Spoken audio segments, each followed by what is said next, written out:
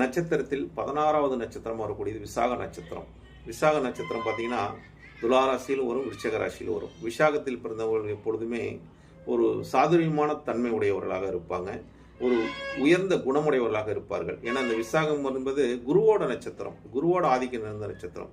இப்போ துலா ராசியில் பார்த்தீங்கன்னா குரு பகையா இருப்பார். 3க்கு 6 கூடையவன் பகையா இருப்பார். விருச்சிகத்துக்கு பார்த்தீங்கன்னா 2க்கும் 5 கூடையவனா இருப்பாங்க. அப்போ விருச்சிகத்துக்கு ஒரு குணமும் துலத்துக்கு ஒரு குணத்தையும் கொடுக்கக்கூடிய இரட்டை விதமான தன்மை உடையவராக இந்த நட்சத்திரக்காரங்க இருப்பாங்க.